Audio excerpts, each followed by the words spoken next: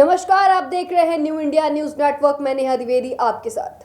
बिहार हमेशा शिक्षा के लिए सबसे ऊपर रहा है और आज देश में विद्यार्थियों की हालत कुछ ऐसी हो गई है कि कभी नीट तो कभी किसी ना किसी वजह को लेकर उनको धरना पे उतरना पड़ता है। बिहार में एक बीच आपने देखा होगा कि कैसे बवाल हुआ था परीक्षा को लेकर, जिसमें खान सर ने स्टूडेंट्स का साथ दिया था और वो भी काफी दिनों तक धरना पर बैठे रहे। आज फिर एक बार भारत का भविष्य सड़क पर धक्का खा रहा है और सड़क पर आ गया है और अपने हक की लड़ाई लड़ रहा है। देखिए, माँ बाप अपने बच्चों को जब भेजते हैं तो बड़े उम्मीद के साथ भेजते हैं पढ़ने के लिए, और जब बच्चा पढ़ता है तो उसको आगे बढ़ने नहीं दिया जाता है किसी ना किसी वजह से। जैसे पेपर लीक हो गया, बहुत दिनों की, सालों की, 4-5 साल बहुत बार फेल होने के बाद तैयारियां लोग करते हैं, इसके बावजूद भी बहुत कम होता है कि बीपीएससी और यूपीएससी निकाल पाते हैं और फिर एक नई क्रांति जन्म लेती है।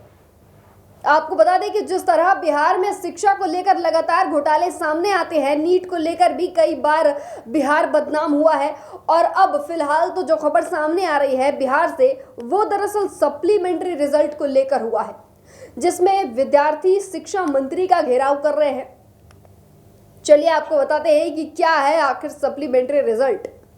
दरअसल सप्लीमेंट्री रिजल्ट का मतलब होता है एक ऐसी परीक्षा का परिणाम जो मुख्य परीक्षा के बाद आयोजित की जाती है और छात्रों को उन विषयों में दोबारा परीक्षा देने का मौका मिलता है जिनमें वे पहले असफल हो गए हैं या अपने अंकों को सुधारना चाहते हैं और बेहतर मार्क्स लाना चाहते हैं। जी हाँ, अब इस बात को लेकर बिहार के शिक्षा मंत्री अनिल कुमार को स्टूडेंट्स घेर रहे हैं और बता रहे हैं कि एक बार और एग्जाम देने का मौका दिया जाए।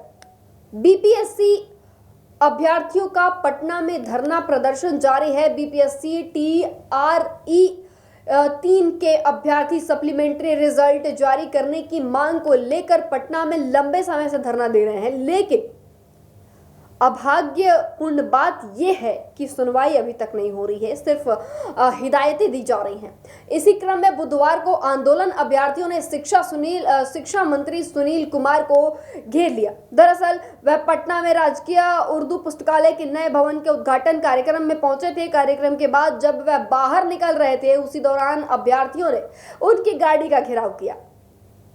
अभ्यर्थी मंत्री की गाड़ी के आगे लेट गए, सप्लीमेंट्री रिजल्ट जारी करो के नारे लगाने लगे। भीड़ के बीच से जैसे तैसे मंत्री जी रवाना तो हुए और सिर्फ इतना ही नहीं बल्कि कुछ महीने पहले जेडीयू दफ्तर में शिक्षा मंत्री को अभ्यर्थियों ने घेर लिया था। एक महिला अभ्यर्थी मंत्री के कार में लटक गई थी। वीडियो काफी वायरल हुआ था। उसके पहले उनके आवास का भी घेराव किया गया था। TRE 3 के अभ्यर्थी पिछले 4 महीने से पटना के गर्दनी बाग में धरना प्रदर्शन कर रहे हैं। जितने भी स्टूडेंट्स हैं, उनकी मांग है कि जो अभ्यर्थी ज्वाइनिंग नहीं लेंगे, उनके खाली पदों को भरने के लिए सप्लीमेंट्री रिजल्ट जारी किया जाए और उनको एक बार फिर से अपना अच्छा मार्क्स और अपने बेहतर भविष्य की कामना के लिए एक बार फिर से एग्जाम देने की अनुमति दी जाए और सप्लीमेंट्री रिजल्ट जारी की जाए। लेकिन देखिए, इस पे शिक्षा एजुकेशन बिहार का क्या कहता है, क्योंकि बहुत दिनों से लगातार धरना प्रदर्शन किया जा रहा है, लेकिन बिहार सरकार की ओर से और एजुकेशन सिस्टम की ओर से अभी तक कोई भी बड़ा कदम नहीं उठाया गया है और अभी तक पटना में लगातार प्रदर्शन जारी है। लेकिन सवाल सबसे यही रहेगा, सारे शिक्षा मंत्रालय से सवाल यही रहेगा कि आखिर युवाओं के भविष्य के साथ खिलवाड़ कब तक किया जाएगा।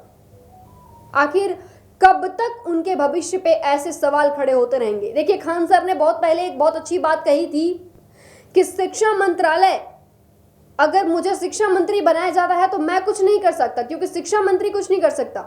पायलट कभी धरती पर रह के नहीं बता सकता कि प्लेन कैसे उड़ाया जाता है। सीधी सी बात है, जब तक आप कॉलेज में नहीं जाएंगे, वहां के बच्चों से नहीं मिलेंगे, तब तक आपको ज़मीनी हकीकत से पता नहीं चलेगा आपको कि ज़मीनी हकीकत क्या है, वहां पे क्या कुछ चल रहा है। फिलहाल के लिए बस इतना ही। जुड़े रहिए हमारे साथ, देखते रहिए न्यू इंडिया न्यूज़ नेटवर्क और इस खबर को जितना हो सके शेयर कीजिए, और ताकि बिहार के इन युवाओं की बात सुनी जाए जो हिंदुस्तान के कल के भविष्य है।